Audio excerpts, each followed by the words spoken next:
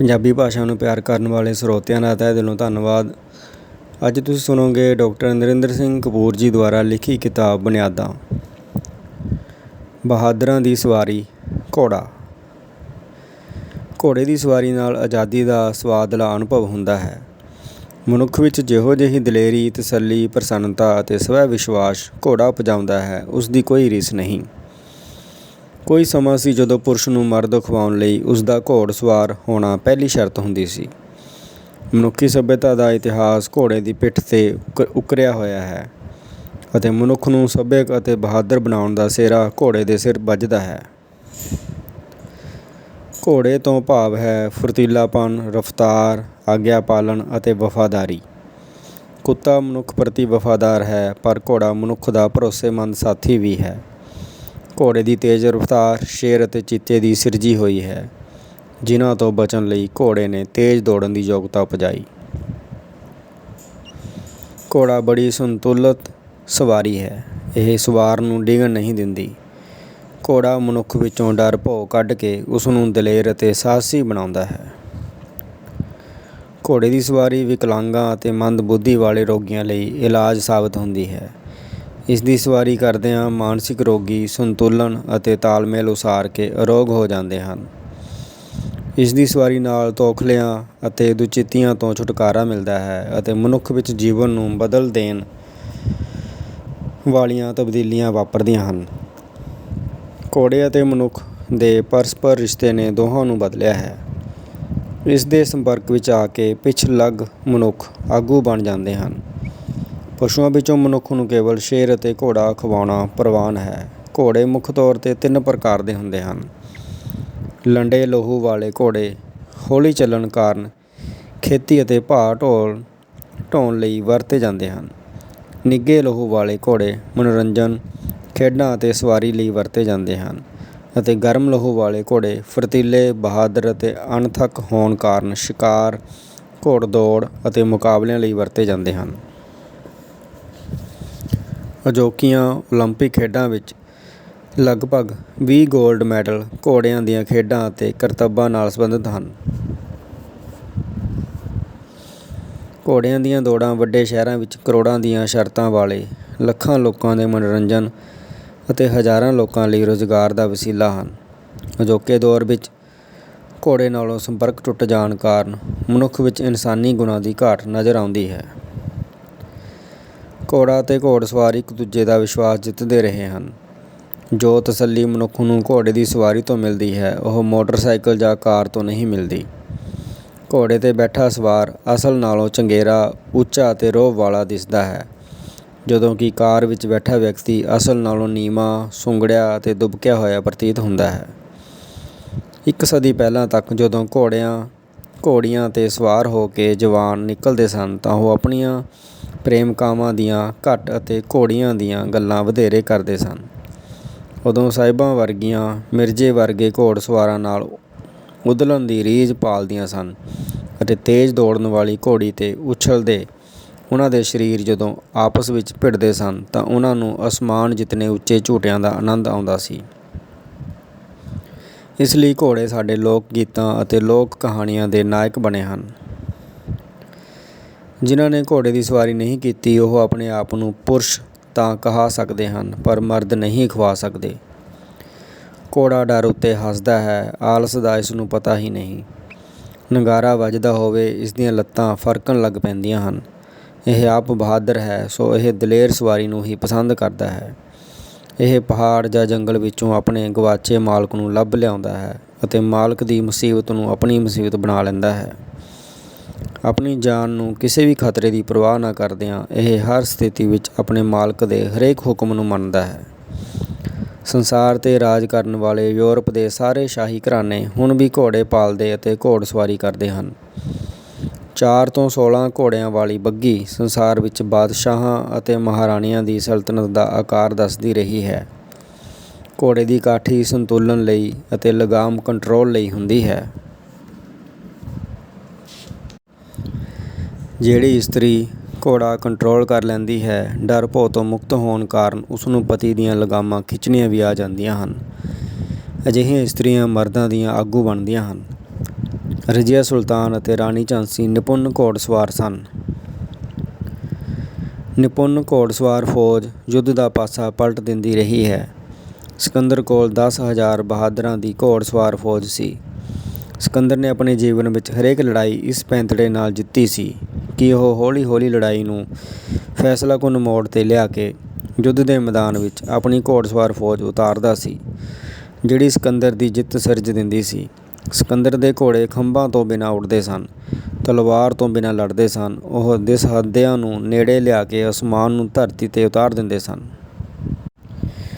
ਘੋੜਿਆਂ ਦੀ ਰਫ਼ਤਾਰ ਘੋੜਸਵਾਰਾਂ ਦੀ ਰਫ਼ਤਾਰ ਬਣ ਜਾਂਦੀ ਸੀ।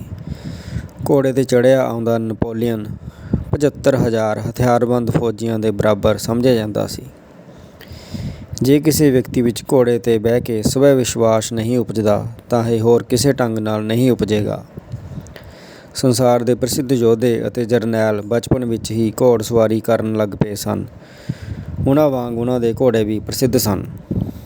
ਸਿਕੰਦਰ ਵਾਂਗ ਨਪੋਲੀਅਨ, ਗੁਰੂ ਗੋਬਿੰਦ ਸਿੰਘ ਜੀ, ਅਬਦਾਲੀ, ਮਹਾਰਾਜਾ ਰਣਜੀਤ ਸਿੰਘ ਆਦਿ ਆਪ ਘੋੜਸਵਾਰ ਤਾਂ ਸਨ ਹੀ, ਇਹ ਘੋੜਿਆਂ ਦੇ ਪਾਰਖੂ ਵੀ ਸਨ। ਬਾਦਸ਼ਾਹਾਂ ਅਤੇ ਬਹਾਦਰਾਂ ਨੂੰ ਲੋਕ ਚੰਗੇ ਘੋੜੇ ਭੇਟ ਕਰਦੇ ਰਹੇ ਹਨ। ਮਨੁੱਖੀ ਸਮਾਜ ਦੇ ਵਿਕਾਸ ਵਿੱਚ ਘੋੜੇ ਦਾ ਯੋਗਦਾਨ ਵਡਮੁੱਲਾ ਹੈ। ਮਨੁੱਖ ਨੇ ਘੋੜਿਆਂ ਨਾਲ ਹੋਰ ਪਸ਼ੂਆਂ ਦੇ ਇੱਜੜਾਂ ਨੂੰ ਕਾਬੂ ਕਰਨਾ ਸਿੱਖਿਆ ਹੈ। ਖੇਤੀ ਵਿਵਸਥਾ ਤੋਂ ਪਹਿਲਾਂ ਮਨੁੱਖ ਕੋਲ ਉਸਦਾ ਕੇਵਲ ਸਰੀਰਕ ਬਲ ਸੀ, ਜਿਸ ਕਾਰਨ ਉਹ 4-5 ਮੀਲ ਦੇ ਘੇਰੇ ਵਿੱਚ ਹੀ ਵਿਚਰਦਾ ਸੀ। ਖੇਤੀ ਵਿਵਸਥਾ ਉਦੋਂ ਸੰਭਵ ਹੋਈ ਜਦੋਂ ਮਨੁੱਖ ਨੇ ਆਪਣੇ ਸਰੀਰਕ ਬਲ ਦੇ ਨਾਲ ਪਸ਼ੂ ਬਲ ਵਰਤਣਾ ਆਰੰਭ ਕੀਤਾ ਅਤੇ ਘੋੜਾ ਵਰਤ ਕੇ ਮਨੁੱਖ ਨੇ ਆਪਣਾ ਅਨੁਭਵ ਖੇਤਰ 40-50 ਮੀਲ ਵਿਸ਼ਾਲ ਕਰ ਲਿਆ। ਘੋੜੇ ਦੇ ਸਹਿਯੋਗ ਨਾਲ ਮਨੁੱਖ ਨੇ ਊਠਾਂ, ਹਾਥੀਆਂ, ਬਲਦਾਂ, ਗਊਆਂ, ਮੱਝਾਂ ਨੂੰ ਸਾਧਨਾ ਅਤੇ ਸਾਂਭਣਾ ਆਰੰਭਿਆ। ਘੋੜੇ ਦੇ ਸਾਥ ਨਾਲ ਮਨੁੱਖ ਦਾ ਕਾਰਜ ਖੇਤਰ ਫੈਲਿਆ ਅਤੇ ਮਨੁੱਖ ਦੀ ਆਲੇ ਦੁਆਲੇ ਵਿੱਚ ਵਿਚਰਨ ਅਤੇ ਇਸ ਨੂੰ ਬਦਲਣ ਦੀ ਸਮਰੱਥਾ ਵਧੀ। ਘੋੜੇ ਦੀ ਸਵਾਰੀ ਕਰਦਿਆਂ ਮਨੁੱਖ ਨੇ ਨਵੀਆਂ ਧਰਤੀਆਂ ਲੱਭੀਆਂ। ਸੰਸਾਰ ਦੇ ਬਹੁਤੇ ਪਹਾੜੀ ਸ਼ਹਿਰਾਂ ਅਤੇ ਅਜੋਕੇ ਡੈਮਾਂ ਦੀ ਉਸਾਰੀ ਵਾਸਤੇ ਥਾਵਾਂ ਦੀ ਨਿਸ਼ਾਨਦੇਹੀ ਘੋੜਸਵਾਰਾਂ ਨੇ ਕੀਤੀ ਹੈ। ਭਾਰਤ ਵਿੱਚ ਸ਼ਿਮਲੇ ਅਤੇ ਭਾਖੜਾ ਡੈਮ ਦੇ ਸਥਾਨ ਨੂੰ ਅੰਗਰੇਜ਼ ਘੋੜਸਵਾਰਾਂ ਨੇ ਲੱਭਿਆ ਸੀ। ਘੋੜਾ ਸਾਡੇ ਸੱਭਿਆਚਾਰ ਦਾ ਵੀ ਅੰਗ ਹੈ। ਵਿਆਹ ਸਮੇਂ ਲਾੜਾ ਘੋੜੀ 'ਤੇ ਚੜ੍ਹ ਕੇ ਰਾਜੇ ਜਾਂ ਰਾਜਕੁਮਾਰ ਵਾਂਗ ਆਉਂਦਾ ਹੈ। ਲਾੜਾ ਘੋੜੀ 'ਤੇ ਇਸ ਲਈ ਬਿਠਾਇਆ ਜਾਂਦਾ ਹੈ ਤਾਂ ਕਿ ਉਸ ਦੇ ਮਰਦ ਹੋਣ ਅਤੇ ਉਸ ਦੀ ਸਮੁੱਚੀ ਸਿਹਤ ਦੀ ਤਸਦੀਕ ਹੋ ਜਾਵੇ। ਜੇ ਲਾੜੇ ਦੇ ਗੋਡੇ, ਮੋਢੇ, ਹੱਥ, ਕੂਹਣੀ, ਲੱਤ, ਪੈਰ ਵਿੱਚ ਕੋਈ ਨੁਕਸ ਹੋਵੇਗਾ, ਉਹ ਘੋੜੀ ਤੋਂ ਉਤਰ ਨਹੀਂ ਸਕੇਗਾ, ਡਿੱਗੇਗਾ। ਘੋੜੇ ਵਿੱਚ ਬੜੀ ਤਾਕਤ ਹੁੰਦੀ ਹੈ। ਇਸ ਨੂੰ ਤਾਕਤਵਰ ਵਿਅਕਤੀ ਹੀ ਕਾਬੂ ਕਰ ਸਕਦਾ ਹੈ। ਮੱਧਕਾਲ ਵਿੱਚ ਘੋੜੇ ਆਬਾਦੀਆਂ ਵਿੱਚ ਰੱਖੇ ਜਾਣ ਲੱਗ ਪਏ ਸਨ। ਉਹਨਾਂ ਸਮਿਆਂ ਵਿੱਚ ਦੂਰ ਦੁਰਾਡੀਆਂ ਥਾਵਾਂ 'ਤੇ ਜਾਣ ਲਈ ਘੋੜਾ ਇੱਕਮਾਤਰ ਭਰੋਸੇਯੋਗ ਸਾਧਨ ਹੋਇਆ ਕਰਦਾ ਸੀ। ਯੁੱਧ ਦੇ ਮੈਦਾਨ ਵਿੱਚ ਯੋਧੇ ਘੋੜਿਆਂ 'ਤੇ ਜਾਂਦੇ ਸਨ ਅਤੇ ਉਹਨਾਂ ਦੀ ਜਿੱਤ ਦੇ ਜਲੂਸ ਹਾਥੀਆਂ 'ਤੇ ਨਿਕਲਦੇ ਸਨ, ਜਿਨ੍ਹਾਂ ਦੇ ਅੱਗੇ ਕੋਤਲ ਘੋੜੇ ਚੱਲਦੇ ਸਨ। ਉਸ ਸਮੇਂ ਜਿਸ ਕੋਲ ਚੰਗਾ ਘੋੜਾ ਜਾਂ ਘੋੜੀ ਹੁੰਦੀ ਸੀ, ਉਸ ਮਾਲਕ ਦਾ ਸਿਰ ਇੱਕ ਗਿੱਠ ਉੱਚਾ ਹੋ ਜਾਂਦਾ ਸੀ। ਪੰਜਾਬ ਵਿੱਚ ਘੋੜੀ ਜੱਟ ਦੀ ਸ਼ਾਨ ਹੁੰਦੀ ਸੀ। ਜਦੋਂ ਕੋਈ ਸ਼ੌਕੀਨ ਜੱਟ ਰੇਸ਼ਮੀ ਡੋਰੀਆਂ ਨਾਲ ਸਜੀ ਹੋਈ ਘੋੜੀ 'ਤੇ ਚੜ੍ਹ ਕੇ ਮੇਲੇ ਜਾਂਦਾ ਸੀ ਤਾਂ ਸਾਰਾ ਮੇਲਾ ਉਸ ਦੇ ਮਗਰ ਲੱਗ ਜਾਂਦਾ ਸੀ। ਘੋੜਿਆਂ 'ਤੇ ਜਾਂਦੀ ਬਰਾਤ ਕਿਸੇ ਮਹਾਰਾਜੇ ਦੀ ਫੌਜ ਲੱਗਦੀ ਸੀ। ਜੱਟ ਨੂੰ ਭਾਵੇਂ ਜ਼ਮੀਨ ਵੇਚਣੀ ਪਏ, ਉਹ ਘੋੜੀ ਚੰਗੀ ਹੀ ਰੱਖਦਾ ਸੀ। ਚੰਗੀ ਘੋੜੀ ਇਤਨੀ ਰਵਾ ਦੌੜਦੀ ਸੀ ਕਿ ਸਵਾਰੀ ਕਰਦਿਆਂ ਤਲੀ 'ਤੇ ਰੱਖੀ ਪਾਣੀ ਦੀ ਕਟੋਰੀ ਵਿੱਚੋਂ ਇੱਕ ਬੂੰਦ ਵੀ ਨਹੀਂ ਡੁੱਲਦੀ ਸੀ। ਉਸ ਸਮੇਂ ਕਈ ਵਿਅਕਤੀ ਘੋੜਿਆਂ ਦੇ ਪਾਰਖੂ ਹੋਣ ਕਾਰਨ ਪ੍ਰਸਿੱਧ ਹੋ ਜਾਂਦੇ ਸਨ। ਇੱਕ ਵਾਰੀ ਇੱਕ ਪਾਰਖੂ ਅੰਨ੍ਹਾ ਹੋ ਗਿਆ, ਪਰ ਫਿਰ ਵੀ ਲੋਕ ਘੋੜਾ ਖਰੀਦਣ ਵਾਸਤੇ ਉਸ ਨੂੰ ਨਾਲ ਲੈ ਜਾਂਦੇ ਸਨ ਅਤੇ ਉਹ ਹੱਥ ਫੇਰ ਕੇ ਘੋੜੇ ਜਾਂ ਘੋੜੀ ਦੇ ਲੱਛਣ ਦੱਸ ਦਿੰਦਾ ਸੀ। ਨਾਮੀ ਡਾਕੂਆਂ ਵਾਂਗ ਉਹਨਾਂ ਦੀਆਂ ਘੋੜੀਆਂ ਵੀ ਪ੍ਰਸਿੱਧ ਸਨ। ਕਈਆਂ ਨੂੰ ਆਪਣੀ ਘੋੜੀ ਔਲਾਦ ਨਾਲੋਂ ਵੀ ਵਧੇਰੇ ਪਿਆਰੀ ਲੱਗਦੀ ਸੀ। ਇੱਕ ਵਾਰੀ ਇੱਕ ਜੱਟ ਦੀ ਘੋੜੀ ਦਰਿਆ ਕੰਢੇ ਚਰਦੀ ਹੋਈ ਪੈਰ ਤਿਲਕਣ ਕਰਕੇ ਪਾਣੀ ਵਿੱਚ ਡਿੱਗ ਪਈ ਅਤੇ ਕੰਨਾਂ ਵਿੱਚ ਪਾਣੀ ਪੈਣ ਕਾਰਨ ਮਰ ਗਈ।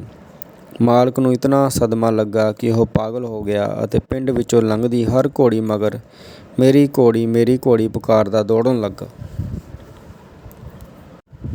ਲੱਗ ਪਿਆ ਅਤੇ ਕੁਝ ਮਹੀਨੇ ਮਗਰੋਂ ਉਹ ਮਰ ਗਿਆ। ਆਪਣੀ ਘੋੜੀ ਨਾਲ ਇਕੱਠਿਆਂ ਮਰਨ ਦੀ ਉਸਦੀ ਰੀਝ ਅਧੂਰੀ ਰਹਿ ਗਈ ਸੀ। ਘੋੜੇ ਦੀਆਂ ਆਦਤਾਂ ਅਤੇ ਲੱਛਣ ਉਸਨੂੰ ਹਰ ਕਿਸੇ ਦੀ ਪਸੰਦ ਬਣਾ ਦਿੰਦੇ ਹਨ। ਮਾਲਕ ਨੂੰ ਛੱਡ ਕੇ ਘੋੜਾ ਘਰ ਨਹੀਂ ਮੁੜਦਾ, ਲੱਭ ਕੇ ਲੈ ਕੇ ਹੀ ਮੁੜਦਾ ਹੈ। ਘੋੜਾ ਚੰਗੇ ਮਾਲਕ ਦਾ ਹਰ ਸਮੇਂ ਸਾਥ ਮਾਨਣ ਲਈ ਤਾਂਘਦਾ ਹੈ। ਮਾਲਕ ਨੂੰ ਉਹ ਆਪਣੀਆਂ ਸਰੀਰਕ ਹਰਕਤਾਂ ਨਾਲ ਸਮਝਾਉਂਦਾ ਹੈ। ਘੋੜਾ ਭਰਵੀਂ ਆਵਾਜ਼ ਵਾਲੇ ਮਾਲਕ ਨੂੰ ਵਧੇਰੇ ਪਸੰਦ ਕਰਦਾ ਹੈ। ਇਹ ਹੋਰਾਂ ਨੂੰ ਆਪਣੇ ਕੰਨ, ਨੱਕ ਅਤੇ ਨਜ਼ਰ ਰਾਹੀਂ ਪਛਾਣਦਾ ਹੈ। ਜੇ ਘੋੜਾ ਸੁਰੱਖਿਅਤ ਮਹਿਸੂਸ ਨਾ ਕਰੇ ਤਾਂ ਇਹ ਕੁਝ ਖਾਂਦਾ ਨਹੀਂ। ਚੰਗੇ ਮਾਲਕ ਵੱਲੋਂ ਆਪਣੇ ਬੁੱਢੇ ਘੋੜੇ ਦਾ ਦੁੱਖ ਵੇਖਿਆ ਨਹੀਂ ਜਾਂਦਾ, ਸੋ ਮਾਲਕ ਅਕਸਰ ਦੁੱਖ ਤੋਂ ਖਲਾਸੀ ਦਿਵਾਉਣ ਲਈ ਉਸ ਨੂੰ ਆਪ ਗੋਲੀ ਮਾਰ ਦਿੰਦੇ ਹਨ। ਸੰਸਾਰ ਵਿੱਚ ਇਸ ਵੇਲੇ 6 ਕਰੋੜ ਘੋੜੇ ਅਤੇ 4 ਕਰੋੜ ਖੱਚਰਾਂ ਅਤੇ ਟੱਟੂ ਹਨ, ਜਿਨ੍ਹਾਂ ਵਿੱਚੋਂ ਅੱਧੇ ਅਮਰੀਕਾ ਵਿੱਚ ਹਨ। ਟੱਟੂ ਅਤੇ ਖੱਚਰਾਂ ਘੋੜੇ ਘੋੜੀਆਂ ਦੇ ਹੋਰ ਨਸਲਾਂ ਨਾਲ ਨਜਾਇਜ਼ ਸੰਬੰਧਾਂ ਵਿੱਚੋਂ ਜਨਮਦੇ ਹਨ, ਜਿਨ੍ਹਾਂ ਦੀ ਅੱਗੋਂ ਸੰਤਾਨ ਨਹੀਂ ਹੁੰਦੀ। ਭਾਰਤ ਵਿੱਚ ਬਾਂਝ ਇਸਤਰੀ ਨੂੰ ਖੱਚਰ ਅਤੇ ਨਪੁੰਸਕ ਪੁਰਸ਼ ਨੂੰ ਟੱਟੂ ਕਹਿ ਕੇ ਨਿੰਦਿਆ ਭੰਡਿਆ ਜਾਂਦਾ ਹੈ। ਘੋੜਾ ਬਹੁਤ ਕੁਝ ਸੁਭਾਵਕ ਹੀ ਜਾਣਦਾ ਹੁੰਦਾ ਹੈ। ਮਾਲਕ ਤਾਂ ਉਸ ਨੂੰ ਵਾਧੂ ਕਰਤੱਵ ਸਿਖਾਉਂਦਾ ਹੈ। ਘੋੜਾ ਨਿਤਨੇਮ ਨੂੰ ਪਸੰਦ ਕਰਦਾ ਹੈ। ਹੁਣ ਘੋੜਿਆਂ ਦੇ ਨਾਮਾਂ 'ਤੇ ਸ਼ਰਾਬਾਂ, ਸੈਂਟ ਆਦਿ ਅਨੇਕਾਂ ਚੀਜ਼ਾਂ ਬਣਦੀਆਂ ਹਨ। ਘੋੜਿਆਂ 'ਤੇ ਕਈ ਨਾਵਲ ਅਤੇ ਕਹਾਣੀਆਂ ਵੀ ਲਿਖੀਆਂ ਗਈਆਂ ਹਨ। ਵਿਗਿਆਨ ਵਿੱਚ 750 ਵਾਟ ਨੂੰ 1 ਹਾਰਸ ਪਾਵਰ ਕਿਹਾ ਜਾਂਦਾ ਹੈ। ਮੁੱਖ ਤੌਰ 'ਤੇ ਘੋੜੇ 2 ਕਿਸਮ ਦੇ ਹੁੰਦੇ ਹਨ, ਆਗੂ ਅਤੇ ਪਿਛਲੱਗ। ਘੋੜੇ ਘੋੜੀ ਦੀ ਸਵਾਰੀ ਤੋਂ ਪਹਿਲਾਂ ਮਾਹਿਰ ਸਵਾਰ ਵੱਲੋਂ ਉਸ 'ਤੇ ਹੱਥ ਫੇਰਿਆ ਜਾਂਦਾ ਹੈ, ਜਿਸ ਨਾਲ ਦੋਵੇਂ ਇੱਕ ਦੂਜੇ ਨੂੰ ਮਾਪਦੇ ਤੋਲਦੇ ਹਨ। ਫਿਰ ਉਹਨਾਂ ਦੀ ਜਾਣ ਪਛਾਣ ਮਗਰੋਂ ਦੋਸਤੀ ਹੋ ਜਾਂਦੀ ਹੈ। ਯੂਰਪ ਦੇ ਅਮੀਰ ਘਰਾਣਿਆਂ ਦੀਆਂ ਮੁਟਿਆਰਾਂ ਘੋੜੇ ਦੀ ਸਵਾਰੀ ਰਾਹੀਂ ਆਪਣੇ ਪਤੀ ਲੱਭਦੀਆਂ ਹਨ। ਇੱਕ ਵਾਰ ਇੱਕ ਧੀ ਨੇ ਘੋੜੇ ਦੀ ਸਵਾਰੀ ਕਰਨ ਅਤੇ ਸਿਖਾਉਣ ਵਾਲੀ ਆਪਣੀ ਮਾਂ ਨੂੰ ਪੁੱਛਿਆ, ਮੇਰੇ ਪਤੀ ਵਿੱਚ ਕਿਹੜੇ ਲੱਛਣ ਹੋਣੇ ਚਾਹੀਦੇ ਹਨ? ਮਾਂ ਦੀਆਂ ਗੱਲਾਂ ਸੁਣ ਕੇ ਧੀ ਨੇ ਕਿਹਾ, ਮਾਂ, ਤੁਸੀਂ ਤਾਂ ਸਾਰੇ ਘੋੜੇ ਦੇ ਗੁਣ ਲੱਛਣ ਗਿਣਾ ਦਿੱਤੇ ਹਨ। ਇੱਕ ਵਾਰੀ ਇਬਰਾਹਿਮ ਲਿੰਕਨ ਨੇ ਅਮਰੀਕਾ ਦੀ ਖਾਨਾ ਜੰਗੀ ਦੌਰਾਨ 105 ਘੋੜੇ ਗਵਾ ਕੇ ਮੁੜਨ ਵਾਲੇ ਬ੍ਰਿਗੇਡੀਅਰ ਨੂੰ ਝਾੜ ਪਾਉਂਦਿਆਂ ਕਿਹਾ ਕਿ ਬ੍ਰਿਗੇਡੀਅਰ ਤਾਂ ਮੈਂ ਕਿਸੇ ਨੂੰ 5 ਮਿੰਟ ਵਿੱਚ ਫੀਤੀਆਂ ਲਾ ਕੇ ਬਣਾ ਸਕਦਾ ਹਾਂ, ਪਰ 105 ਘੋੜੇ ਇਵੇਂ ਨਹੀਂ ਬਣ ਸਕਦੇ। ਘੋੜੇ ਨਾਲ ਵਿਹਾਰ ਕਰਨ ਦੇ ਕੁਝ ਨੇਮ ਹੁੰਦੇ ਹਨ। ਜਿਵੇਂ ਘੋੜਾ ਨਾ ਪਿੱਛੇ ਵੇਖ ਸਕਦਾ ਹੈ, ਨਾ ਪਿੱਛੇ ਜਾ ਸਕਦਾ ਹੈ, ਪਰ ਇਸ ਨੂੰ ਪਿੱਛਾ ਕਰਨ ਵਾਲਿਆਂ ਦਾ ਪਤਾ ਲੱਗ ਜਾਂਦਾ ਹੈ। ਘੋੜੇ ਦੇ ਪਿੱਛੇ ਨਹੀਂ ਖਲੋਣਾ ਚਾਹੀਦਾ, ਕਿਉਂਕਿ ਇਸ ਨੂੰ ਪਿੱਛੇ ਨਹੀਂ ਦਿਸਦਾ, ਪਰ ਕਿਸੇ ਪਿੱਛੇ ਖਲੋਤੇ ਨੂੰ ਇਹ ਮਹਿਸੂਸ ਕਰ ਸਕਦਾ ਹੈ, ਜਿਸ ਨੂੰ ਖਤਰਾ ਸਮਝ ਕੇ ਇਹ ਦੁਲੱਤੀ ਮਾਰਦਾ ਹੈ। ਇੱਕ ਵਾਰੀ ਇੱਕ ਅਣਜਾਣ ਲਾੜਾ ਸੋਹਣੀ ਘੋੜੀ ਤੋਂ ਉਤਰ ਕੇ ਸਿਹਰਾ ਆਦਿ ਠੀਕ ਕਰਨ ਵਾਸਤੇ ਪਿੱਛੇ ਖਲੋ ਗਿਆ ਅਤੇ ਘੋੜੀ ਨੇ ਆਪਣਾ ਕੰਮ ਕਰ ਦਿੱਤਾ। 4 ਬੰਦਿਆਂ ਨੇ ਚੁੱਕ ਕੇ ਉਸ ਦੇ ਫੇਰੇ ਕਰਵਾਏ ਅਤੇ ਉਸ ਦੀ ਡੋਲੀ ਐਂਬੂਲੈਂਸ ਵਿੱਚ ਆਈ ਸੀ। ਕਈ ਵਾਰੀ ਲਾੜੇ ਨਾਲੋਂ ਉਸ ਦਾ ਘੋੜਾ ਵਧੇਰੇ ਸੋਹਣਾ ਹੁੰਦਾ ਹੈ, ਜਿਸ ਆਧਾਰ 'ਤੇ ਲਾੜੇ ਦੀਆਂ ਸਿੱਠਣੀਆਂ ਬਣ ਜਾਂਦੀਆਂ ਹਨ। ਘੋੜੇ ਦੀ ਉਮਰ, ਸਿਹਤ ਅਤੇ ਮੁੱਲ ਉਸ ਦੇ ਦੰਦਾਂ ਤੋਂ ਪਤਾ ਲੱਗਦਾ ਹੈ, ਜਿਹੜੇ ਘਸਦੇ ਅਤੇ ਵੱਧਦੇ ਰਹਿੰਦੇ ਹਨ। ਬਨਸਪਤੀ, ਜਵੀ ਅਤੇ ਕਾਲੇ ਛੋਲੇ ਘੋੜਿਆਂ ਦੀ ਮਨਪਸੰਦ ਖੁਰਾਕ ਹਨ। ਮੈਦਾ ਛੋਟਾ ਹੋਣ ਕਰਕੇ ਘੋੜਾ ਸਾਰਾ ਦਿਨ ਖਾਂਦਾ ਰਹਿੰਦਾ ਹੈ। ਘੋੜਾ ਉਲਟੀ ਨਹੀਂ ਕਰ ਸਕਦਾ, ਸੋ ਕਈ ਘੋੜੇ ਜ਼ਹਿਰੀਲੇ ਬੂਟੇ ਖਾਣ ਕਾਰਨ ਮਰਦੇ ਹਨ। ਖੁਰਾਕ ਦੇ ਪੱਖੋਂ ਘੋੜੇ ਦਾ ਬੜਾ ਧਿਆਨ ਰੱਖਣਾ ਪੈਂਦਾ ਹੈ। ਇਸ ਦਾ ਜਣੇਪਾ 11 ਮਹੀਨੇ ਦਾ ਹੁੰਦਾ ਹੈ। ਜਨਮ ਲੈਂਦਿਆਂ ਹੀ ਇਹ ਖਲੋ ਜਾਂਦਾ ਹੈ, ਨਹੀਂ ਤਾਂ ਮਾਂ ਜ਼ੋਰ ਦੀ ਠੁੱਡਾ ਮਾਰ ਕੇ ਖੜ੍ਹਾ ਕਰ ਦਿੰਦੀ ਹੈ। ਇਹ 5 ਸਾਲਾਂ ਵਿੱਚ ਪੂਰਾ ਜਵਾਨ ਅਤੇ ਹਰੇਕ ਕਾਰਜ ਲਈ ਤਿਆਰ ਹੋ ਜਾਂਦਾ ਹੈ। ਇਹ 25-30 ਸਾਲ ਜਿਉਂਦਾ ਹੈ। ਇਸ ਦੇ ਸਰੀਰ ਦੀ ਹਰ ਚੀਜ਼ ਕੰਮ ਆਉਂਦੀ ਹੈ। ਤੰਦਰੁਸਤ ਘੋੜਾ ਅਕਸਰ ਬੈਠਦਾ ਨਹੀਂ, ਇਕੱਲਿਆਂ ਵਿੱਚ ਚੁਕੰਨਾ ਹੋ ਕੇ ਸੌਂਦਾ ਹੈ। ਇਹ ਇੱਜੜੀ ਪਸ਼ੂ ਹੈ, ਝੁੰਡ ਵਿੱਚ ਰਹਿਣਾ ਪਸੰਦ ਕਰਦਾ ਹੈ। ਇੱਜੜ ਵਿੱਚ ਘੋੜੇ ਟੋਲੀਆਂ ਬਣਾ ਕੇ ਆਪਸ ਵਿੱਚ ਖੇਡਦੇ ਹਨ। ਸਭ ਤੋਂ ਲੰਮੀਆਂ ਅੱਖਾਂ ਘੋੜਿਆਂ ਦੀਆਂ ਹੁੰਦੀਆਂ ਹਨ। ਇਹ ਇੱਕੋ ਵੇਲੇ ਸਭ ਪਾਸੇ ਵੇਖ ਸਕਣ ਕਰਕੇ ਸ਼ਿਕਾਰੀਆਂ ਦਾ ਸਾਥੀ ਬਣਿਆ ਹੈ। ਨੱਕ ਵਰਤ ਕੇ ਇਹ ਖਾਣ ਅਤੇ ਨਾ ਖਾਣ ਵਾਲੀਆਂ ਚੀਜ਼ਾਂ ਨਖੇੜ ਲੈਂਦਾ ਹੈ। ਸੰਕਟ ਵਾਲੀ ਸਥਿਤੀ ਵਿੱਚ ਦੌੜਨ ਜਾਂ ਲੜਨ ਦਾ ਇਹ ਝੱਟ ਫੈਸਲਾ ਕਰ ਲੈਂਦਾ ਹੈ। ਇਹ ਇੱਕ 2 ਅਤੇ 4 ਲੱਤਾਂ ਨਾਲ 15 ਤੋਂ 80 ਕਿਲੋਮੀਟਰ ਦੀ ਰਫ਼ਤਾਰ ਨਾਲ ਦੌੜ ਸਕਦਾ ਹੈ। ਮੁੱਖ ਤੌਰ 'ਤੇ ਇਹ ਅਖਰੋਟੀ, ਕਾਲੇ ਅਤੇ ਚਿੱਟੇ ਰੰਗ ਦਾ ਹੁੰਦਾ ਹੈ। ਉਮਰ ਦੇ ਵਧਣ ਨਾਲ ਇਸ ਦਾ ਰੰਗ ਬਦਲਦਾ ਹੈ। ਜੇ ਮਾਲਕ ਧਿਆਨ ਨਾ ਦੇਵੇ ਤਾਂ ਇਹ ਲੜਾਕਾ ਹੋ ਜਾਂਦਾ ਹੈ। ਘੋੜੇ ਅਕਸਰ ਅੱਥਰੇ, ਪਰ ਘੋੜੀਆਂ ਸੁਸ਼ੀਲ ਹੁੰਦੀਆਂ ਹਨ। ਇਸ ਕਾਰਨ ਕਈ ਸਮਾਜਾਂ ਵਿੱਚ ਘੋੜਾ ਅਤੇ ਕਈਆਂ ਵਿੱਚ ਘੋੜੀ ਵਧੇਰੇ ਵਰਤੀ ਜਾਂਦੀ ਹੈ।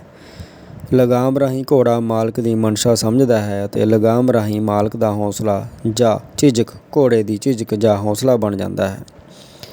ਘੋੜਾ ਅਨਾੜੀ ਸਵਾਰ ਨੂੰ ਪਸੰਦ ਨਹੀਂ ਕਰਦਾ, ਕਿਉਂਕਿ ਅਨਾੜੀ ਸਵਾਰ ਹਰ ਮੋੜ 'ਤੇ ਲਗਾਮਾਂ ਖਿੱਚ ਖਿੱਚ ਕੇ ਘੋੜੇ ਨੂੰ ਖੱਚਰ ਬਣਾ ਦਿੰਦਾ ਹੈ।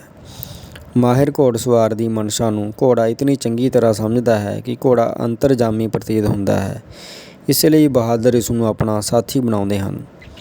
ਕਹਿਣ ਵਾਲੇ ਕਹਿੰਦੇ ਹਨ ਕਿ ਪੁਰਾਣੇ ਵੇਲਿਆਂ ਵਿੱਚ ਘੋੜੇ ਦੀ ਸਵਾਰੀ ਨਾਲ ਕੋਈ ਬਹਾਦਰ ਨਹੀਂ ਸੀ ਬਣਦਾ।